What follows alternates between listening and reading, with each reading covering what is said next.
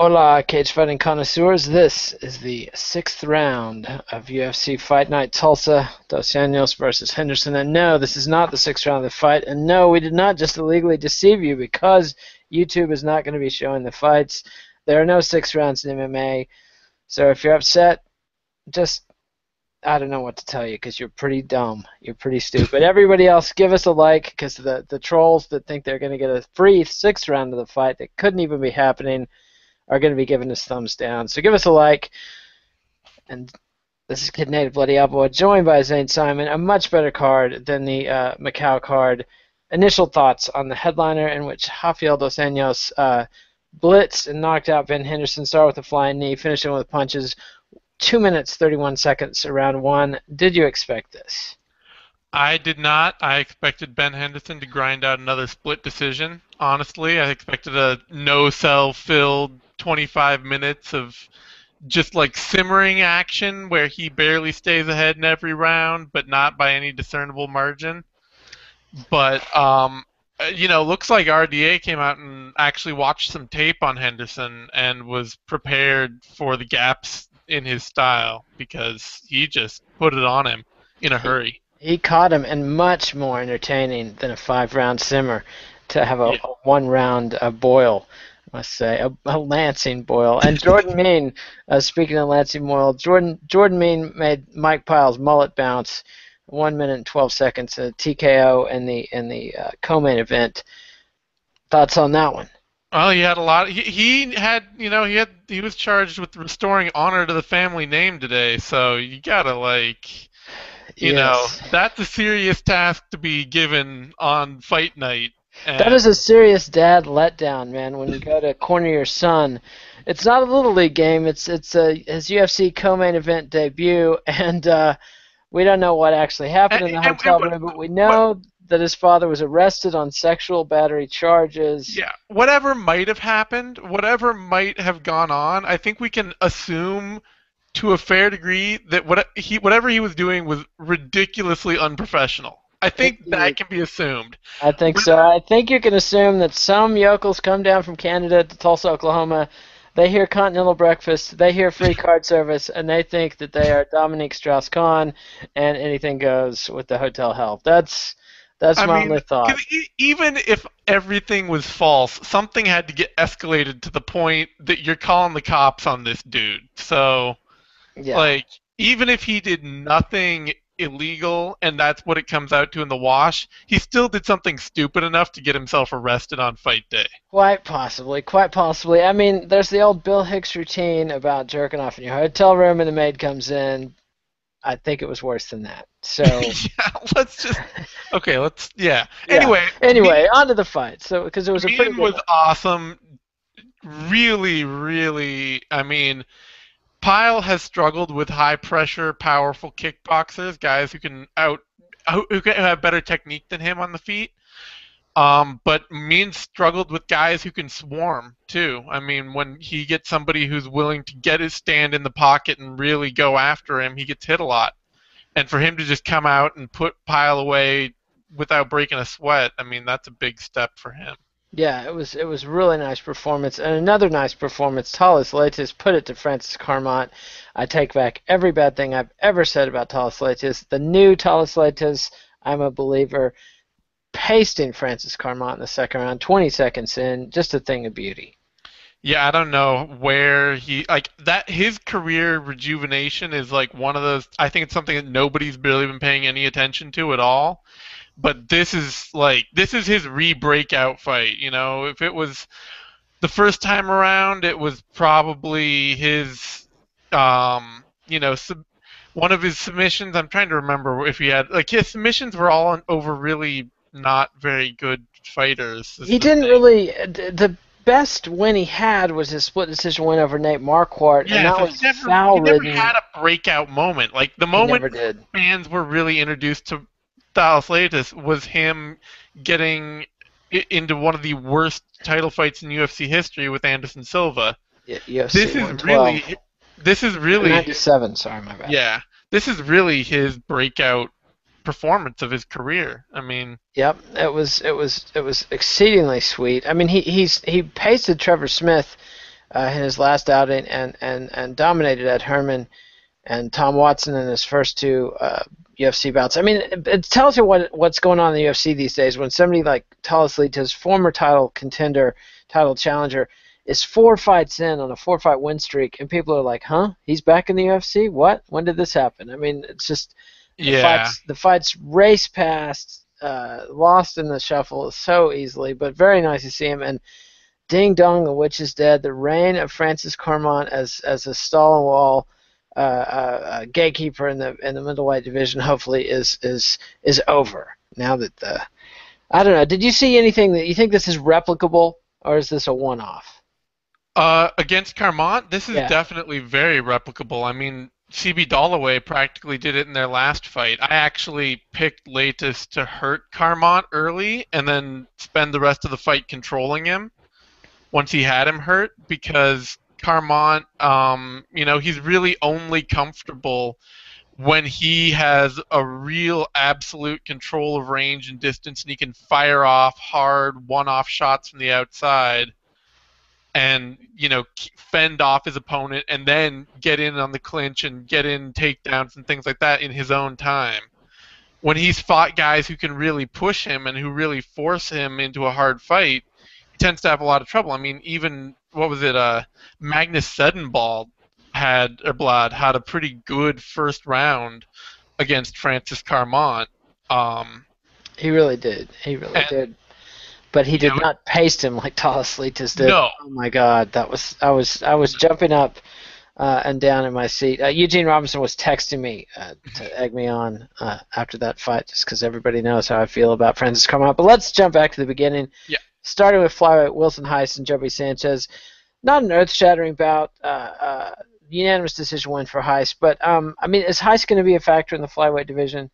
Factor? Probably not. I mean, he's kind of got like mid-level gatekeeper written on him right now.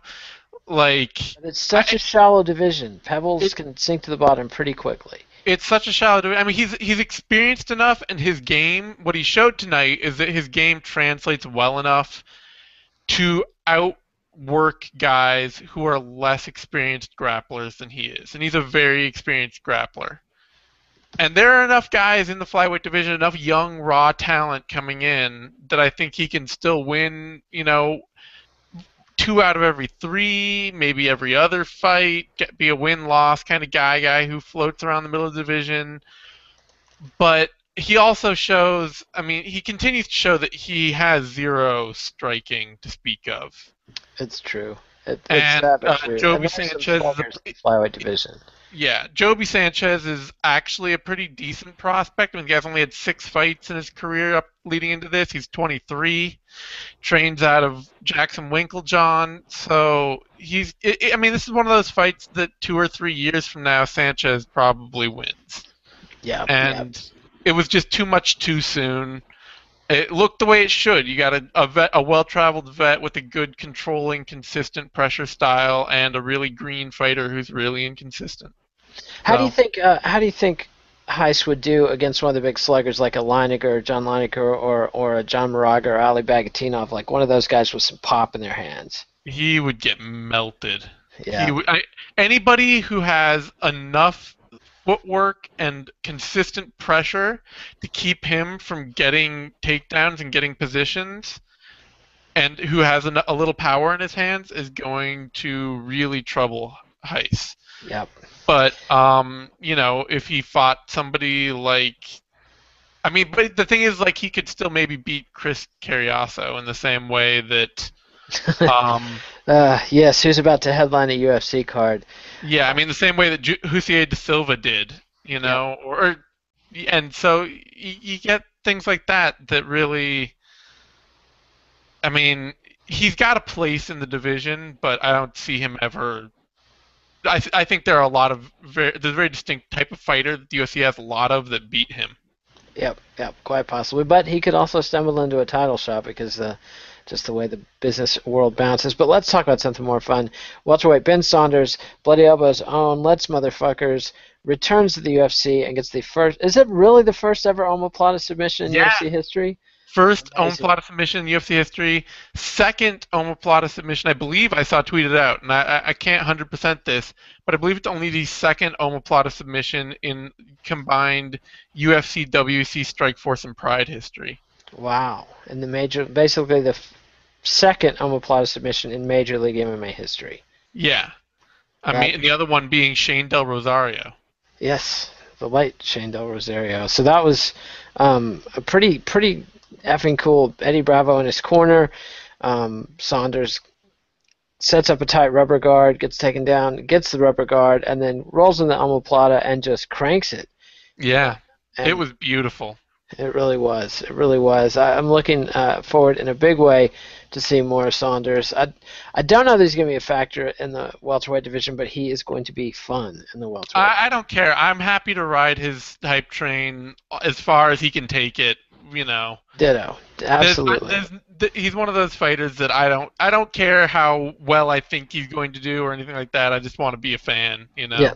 Yep. I have to concur. And frankly, that's just because he's a bloody elbow regular and posting fan posts all the time, and it's fun to watch. So Yeah, and he's never done anything to make me think he's a really shitty guy. I yeah, mean, it's true. It's true. He has not sicked a pit bull on his wife. He hasn't smashed the face of his porn star girlfriend. His dad hasn't been arrested at the weigh-ins. I mean, it's like, it's not. We don't ask a lot. Just don't do those things. Saunders is an incredibly solid dude, and he's an awesome fighter to watch. So Yep. can't ask for more than that. Indeed. And that takes us to bantamweights. Matt Hobar defeats Aaron Phillips, unanimous decision. Not a terrible fight, not especially fun fight. This one Unfortunately, like I thought, talked about it a little when Matt Hobar got signed, but he doesn't really do anything well. And he's showing that he can wrestle a little bit better than he used to, because he used to just depend on getting big slams and out hulking guys. And I mean, you see his physique. There's not a lot of guys in the UFC he's going to out hulk. No. And he actually showed some technical wrestling, but Phillips' game is so raw and so limited right now that it's hard to know how much that technical wrestling means. And so in the meantime, you have a guy who isn't really hurting his opponent that much, isn't really dominating that heavily, but is easily outworking somebody who's just not prepared for the UFC. Yeah, not exactly a sign of big things to come. Like you said on the vivisection, if a guy's playing a finesse game at the lower levels, probably not going to be that big a wow at the higher levels. You're looking for guys that are playing just a power game, a lot of power in their punches, or some incredibly skilled element in their arsenal. That wasn't me. Just was that Connor? Yeah, that was Connor. Well, you should take the credit for Connor's genius. I should. That was me. Some people may have read my incredible striking breakdowns that I like to Indeed. That's what would Kid Nate do? Kid Nate would take the credit and keep his mouth shut. All right, lightweights, Benyal Dariush and Tony Martin. Now, this was a nice little fight. Second round, arm triangle submission. It took this fight a little bit to get into gear, but once Dariush was on top, clearly the superior grappler. Yeah, I mean, I thought, it's kind of sad to me to see from Tony Martin that it appears he's got some serious gas tank issues to work on, and maybe that he's just too big for lightweight. I mean, he looks really drawn out and skeletal at 155, and that may be contributing to his lack of sort of cardio. Tank. I mean, he fades, visibly fades, and it's one thing to fade in the third round, but fading in the second round consistently. Yeah, I mean, the other part of that, too, may be that he's only fought for, 2 years. He's only been a pro since 2012. And so he may just not have enough experience to control his emotions, and because he fights at a ridiculously fast pace when he starts. And so it's another case of a talented fighter with a lot of obvious physical attributes. I mean, he's fast, he's powerful, he looks like he hits hard. He was controlling Dariush pretty well, even though he's a less technical fighter for that first round. And then he just faded badly. I mean, could be just regular gas tank issues from not, like I say, the weight cut, or could be just adrenaline dump from not being experienced enough. But the moment he faded, Dariush, when the bright lights are shining on you in Tulsa, I can tell you that's big time. That's right. That is the big time. Yeah. The thing with Martin to me is I think he's tall enough and has the frame to move up to welterweight, and I think you might be right that he would be it would behoove him to go ahead and fight at a heavier weight. We've seen it over and over again, guys. Rumble Johnson being the best case Hmm. scenario of somebody moving into a weight division where their body's more comfortable, but who knows? But impressive with Dariush, rode out the first round, uh, stayed out of trouble, and then once he had him down, and once Martin went for a guillotine choke, ill-advised move, Dariush immediately knew the arm triangle opportunity, seized the day, boom, gets the tap out. Excellent performance. I'm not looking for Dariush to do big things in the division, but it looks like he'll be sticking around. Yeah, he's undersized for the division, and he still showed, he got hit a lot in that first round, got touched up a lot, so he's got a lot to improve on. But, I mean, it is good to see a young fighter, somebody who is also early in their career, be able to weather a storm, stick to what they do best, and wait for their opportunities. So, it's a good showing, Yeah, definitely. absolutely. And then, speaking of good showing, welterweight Neil Magny takes unanimous decision against Alex Garcia. Not an outcome I was expecting. I was prepared for Magny to win, but I thought he would outpoint him on the feet. I was not expecting him to dominate him in the grappling and from top position like that. Yeah, this was such a weird fight. It was a big disappointment to me, honestly. I mean, I am not entirely sure Magny won that fight, quite Really? frankly. I think He took it 30-27 on two judges' cards. I know. I think he dropped at least a round. But it really seemed like it was really disappointing to me to see that once he had Garcia hurt and he had an obvious advantage to stay on the outside and outwork him at range. Garcia was on a busted wheel, wasn't moving that well, was only throwing really predictable power strikes. Magny just kind of froze up and didn't do anything. And he was able to sort of out scramble and outwork Garcia a little bit on the ground, but it was a lot closer fight than it needed to be. Yeah, when you're fighting a guy that's hurt himself pretty early in the fight, and very obviously, his corner was shouting at him. This guy's Yeah. knee is busted. I just you got to question Neil Magny's killer instinct, And, and I well, felt that way going in. the thing I've noticed from him is that he's not comfortable striking when he doesn't have a hugely obvious advantage on his feet. When he doesn't feel like he can just tool an opponent absolutely, he tends to just freeze up and not throw at all. And so that's kind of troubling. That's no bueno. No Oh bueno. All right. shit. Just a sec. Uh-oh. So I'm going to keep talking while Yeah, Zane you keep tries to get talking. his puppy dog under control. I Uh, hopefully it's not burglars attacking the Zane Simon household, and his killer savage recent bring home rescue dog is not going to have to kill anybody. But featherweights Chaz Skelly and Tom Ninimaki. Chaz Skelly of Team Takedown looked very impressive, dominated Ninimaki from pillar to post, gets a first round submission, 235 in, rear naked choke. Nothing. I saw no mistakes in Chaz Skelly's game. I mean, obviously I saw limitations here, but looked very impressive against Tom Ninimaki. And Ninimaki might want to go back to the drawing board. I was just ranting about Chaz Skelly of Team Takedown's total domination of Yeah, Tom no, Ninimaki. that was amazing, and I don't know what else is going on in Ninimaki's life. If he's like lost a girlfriend recently, or you He might know, be upset about the situation with Russia and the Ukraine. yeah, something's going on because this is a guy who didn't lose, in like 26 pro fights in the UFC and fighting at a pretty decently high level for a lot of that. Lost one fight by choke and has now been choked out in both of his first two UFC fights.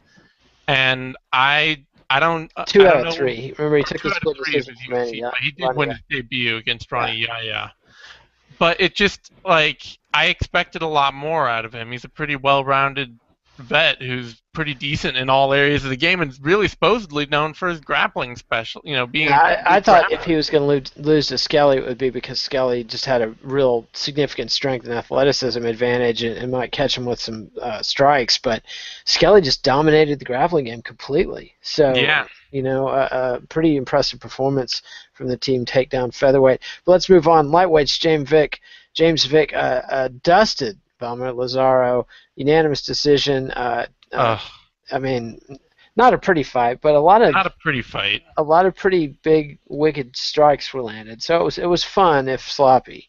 Yeah, I mean James Vick is kind of he's like Nikita Krylov at lightweight. If Krylov had better hands than he did feet. It's true. And if Krylov was managed by Lloyd Irvin, it's really hard. I just the Yeah, see red with the Lloyd Irvin thing. It's hard to enjoy that. Speaking no, of it having is. disgraced the sport, there's Lloyd Irvin.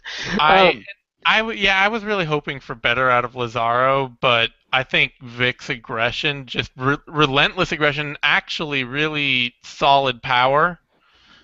He Very gets a solid lot power. of a lot of unexpected power on really sloppy strikes.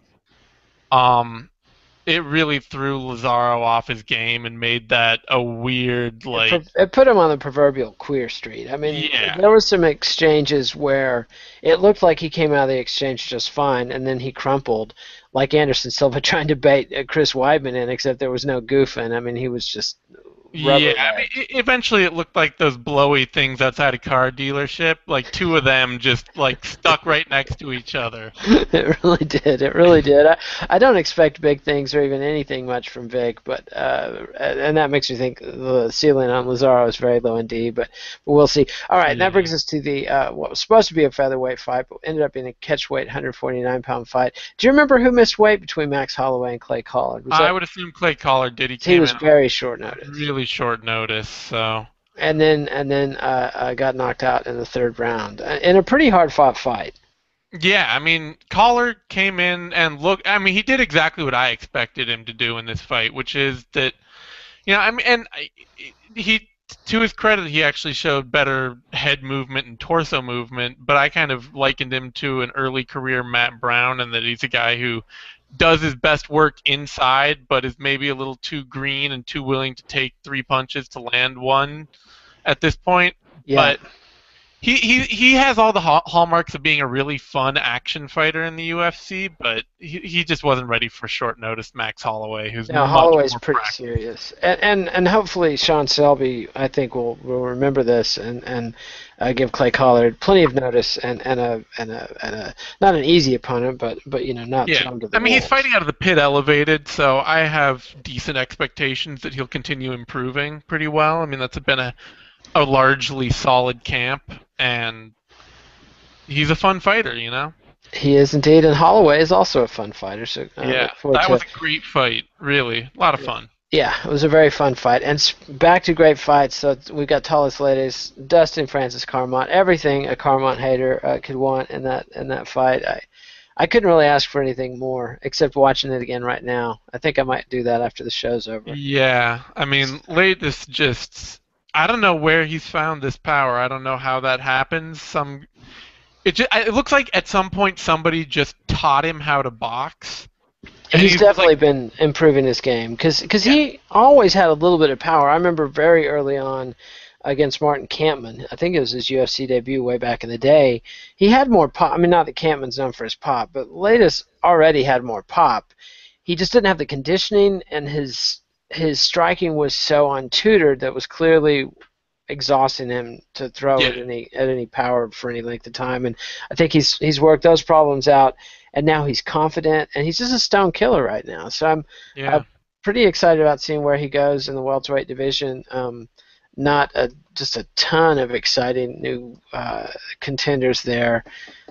Yeah, No, I mean, yeah, yeah, there's lots of fights. I'd like to see him fight. yeah. I See, mean, there's a bunch of already, guys he can fight at middleweight, yeah, really. yeah. No, Yoel Romero would be fun too. yeah, Yoel Romero is a whole different animal right now, but Yoel Romero would be a ton of fun. Yeah, yeah, that would be a fun one. So, and then that brings us to the co-main event. Of course, Jordan Main demolishes Mike Pyle, and we'll see what happens with the Elder Means court case coming out of this. Just not what MMA and the UFC needed after the War Machine and Josh Grisby disasters. So it just makes me think, as a dad, like I just imagine myself getting arrested at like my kid's soccer game or something, and just how humiliating, man. I mean, Oh, Oh, just sad. So, Jordan, no one's accused him of any wrongdoing. So no. shouts out to him, and a tough break for the kid, but good to see him come through it.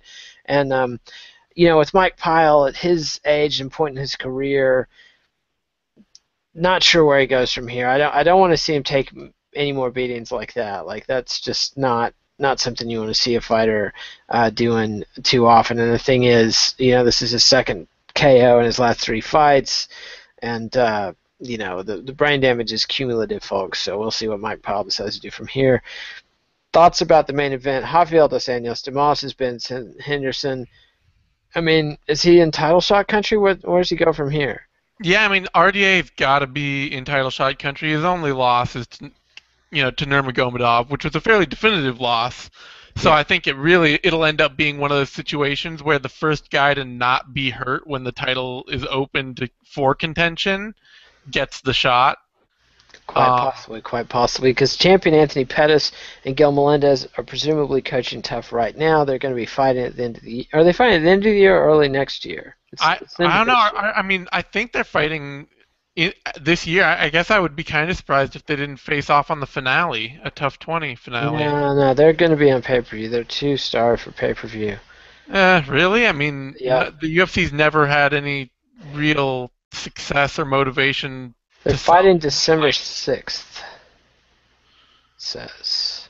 Oh, like BJ Penn's the only lightweight they've consistently put on pay-per-view that I can think of. It's true, but we'll see. Let's see, December 6th is UFC. Oh, they're fighting on the UFC undercard of UFC 164. 181, or on the co-main of UFC Yeah, 181, yeah. not undercard.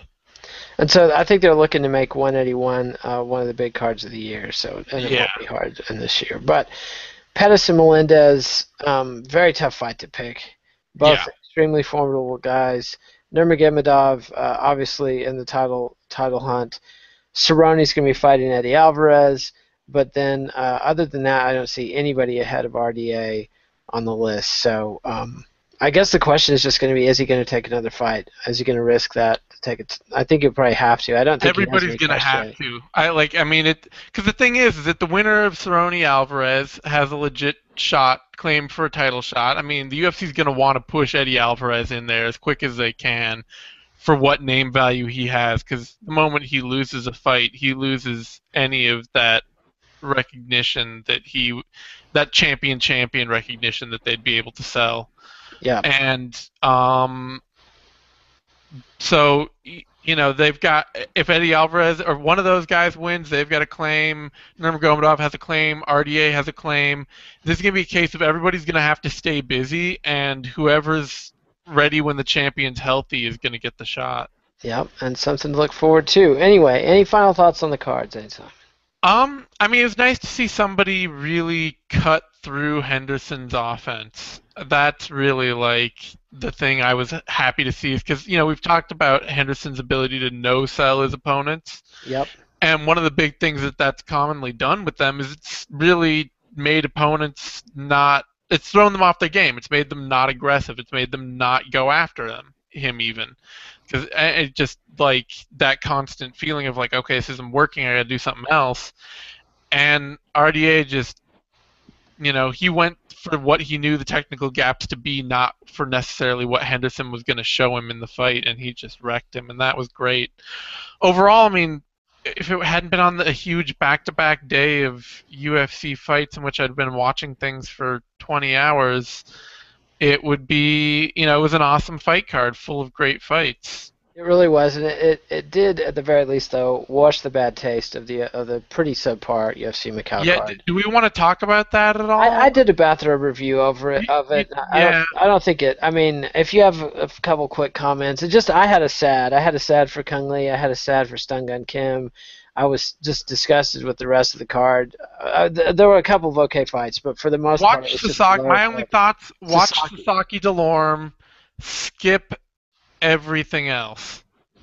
Yeah, unless you just love quick knockouts, in which case Woodley Kim is okay. And then if you love Michael Bisping or hate Kung Lee, I mean, If you want to watch old fighters beat each other into retirement, Bisping versus Lee is right there for you. it is. It really is, and it's just sad. I don't know.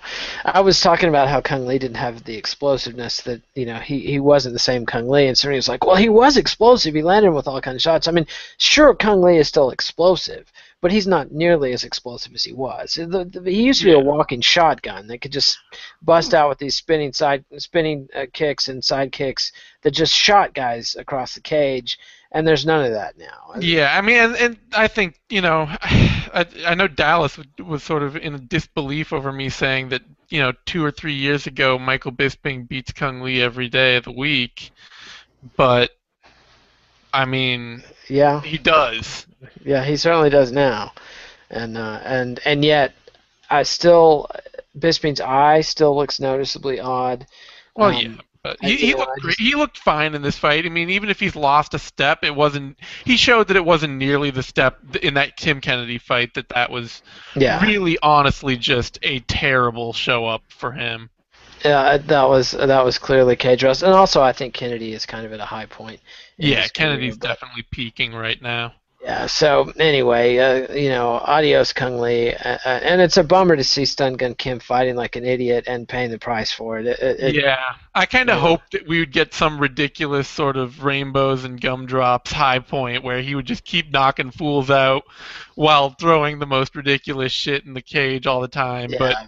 Woodley finally, he may be one of the most hot and cold fighters in the UFC, but he was hot tonight, and that's all. He really was, and it was clear he was looking for spinning attacks from Kim, and I think that the punch caught Kim in the back of the head, which is always kind of a fluky thing, and completely kiboshed his balance.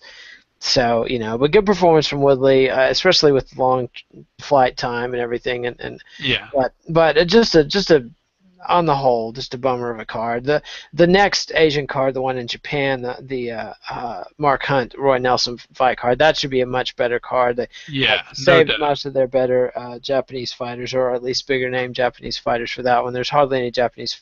Sasaki was the only Japanese fighter I can recall. Shinsho Anzai, who fought like a stupid animal, but I'll be happy to watch him fight like a stupid animal again. It's true, but certainly better than the Chinese fighters on the card, who were pretty much uniformly mediocre to terrible.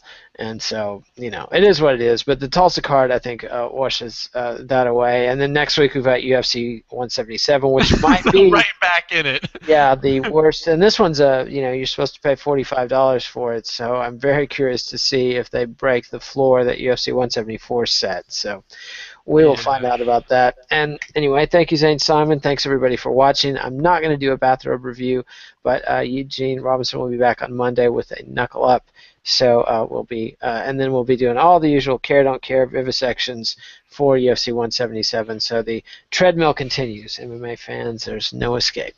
Yeah, we don't get a week off until mid-October. Indeed. So life is tough. Is there anything tougher than being an MMA blogger? That's the question our fans are asking. But we're here for you. We're going to keep riding through this marathon heroically.